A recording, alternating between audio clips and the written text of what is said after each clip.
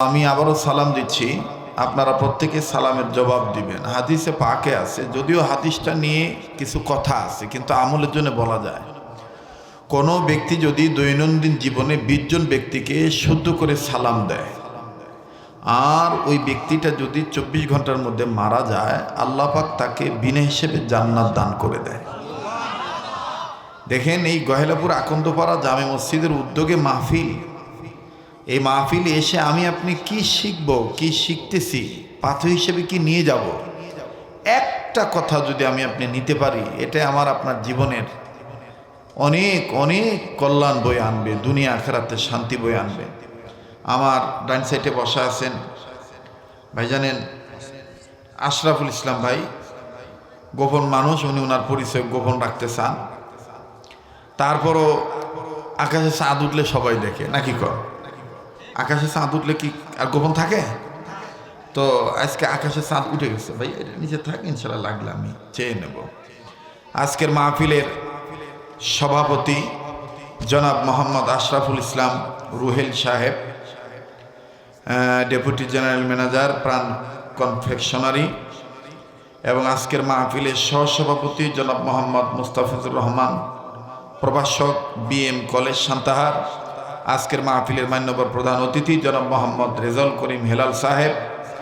আজকের মাহফিলের আমন্ত্রিত ওলামায়ে কেরামগণ উপস্থিত আছেন, বাংলাদেশের খ্যাতনামা বক্তাগণ, আমার স্নেহস্পদ মুফাসসিরে কোরআন, বিশিষ্ট ইসলামী চিন্তাবিদ, আলেম দ্বীন হযরত মাওলানা মুফতি ওলিউল্লাহ সাহেব, খতিব, নওগাঁ ট্রাক টার্মিনাল জামে মসজিদ, এবং আরও উপস্থিত আছেন যে ছেলেটা আপনাদের এই গহেলাপুর আকন্দ পাড়ার মাহফিলে আসার জন্য গতকালকে থেকে নয়, অনেক আগ থেকেই আমি যেন আপনাদের মাহফিলে আসতে পারি, আমার পিছনে লেগে আছে। বাংলাদেশের তরুণ উদীয়মান বক্তা, আমার স্নেহের সাগরেদ হযরত মাওলানা আবু রাইহান শরীয়তপুরী, এলাকার গণ্যমান্য ব্যক্তিবর্গ, বিভিন্ন জায়গা থেকে আগত সমাগত দিনদার, ইমানদার, ইসলাম প্রিয় যুবক ভাইরা, বাবার বয়সী মুরব্বীরা, পর্দার অন্তরালে পরম শ্রদ্ধেয়া পর্দানিশীন আমার মা ও বোনেরা, এই এলাকায় বসবাসরত, বহিরাগত এলাকা থেকে আগত, স্কুল, কলেজ, ভার্সিটি, মাদ্রাসায় অধ্যয়নরত এবং প্রবাসী জীবনে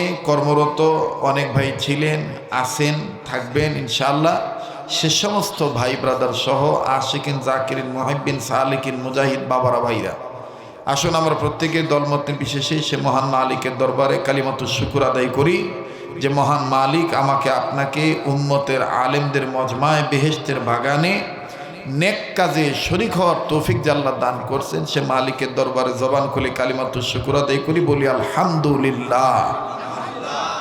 মানুষ যে পরিমাণ হয়েছেন, আওয়াজের দিক দিয়ে সে পরিমাণ কিন্তু স্বতঃস্ফূর্ততার প্রমাণ মিলে নেই। একটু মহাব্বত করে আবারও গোলামের পরিচয় দিয়ে সবাই বলি আলহামদুলিল্লাহ। সব কিছু শুরুতে আমি জানতে চাই, প্রিয় বাবারা, ভাইরা আমার, আপনারা সবাই কেমন আছেন? যে আমি আপনাদের দোয়ায় আলহামদুলিল্লাহ ভালো আছি। আজকে আলোচ্য বিষয়বস্তু কিসের উপর আলোচনা হবে, এই বিষয়টা আমি কোনো খুতবাও পড়লাম না, সালাম দিয়ে আলোচনা শুরু করছি। রাগ করছেন আপনারা?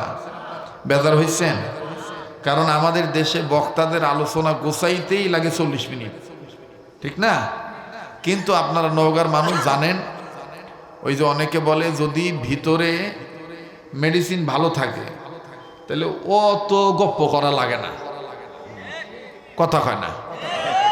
ভিতরে যদি মেডিসিন ভালো থাকে তাহলে সাটারও রোগ না থাকলেও দেখবেন রোগ করে না। 6 মাস, 1 বছর, 6 বছর হয়েছে, দোকান একেবারে সাটারে মনে করেন কাজটা পুড়ে গেছে, কিন্তু কাস্টমার খেদায় সরাবার পারে না, কারণ দোকানের ভিতর মেডিসিন ভালো, মালপত্র ভালো, কথা কন ঠিক কিনা?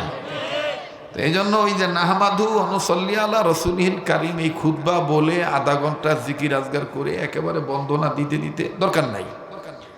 আমি অত্যন্ত বিনয়ের সহিত বলবো, আপনারা যারা শ্রদ্ধেয় মুরব্বী বাজন যারা আছেন, আপনারা বসেন। আমি আলোচ্য বিষয়বস্তু শুরু করে দিলাম, তবে শুরু করার আগে আমি আপনাদেরকে যেটা জিজ্ঞাসা করবো আপনারা উত্তর দিবেন। পারা যাবে না বাবা? বলেন পারা যাবে না ইনশাআল্লাহ? জি, আপনারা আমার কথার উত্তর দিয়ে বলেন তো দেখি। এই আসার সময় দেখলাম রাস্তার সাইডে মাশাআল্লাহ ছোট ছোট বড় অনেক পুকুরি দেখলাম।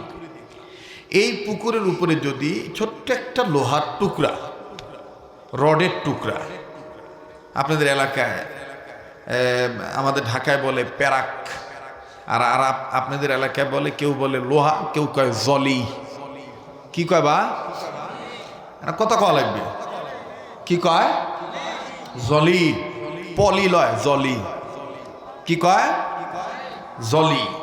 এই লোহার টুকরা অথবা জলি, ছোট হোক বড় হোক, বলেন তো দেখি, আমি আপনি যদি পানির উপর ছেড়ে দেই, এটা কি ভাসবে না ডুবে যাবে? সবাই কি মনোযোগ সহকারে কথাগুলি শুনতেছেন?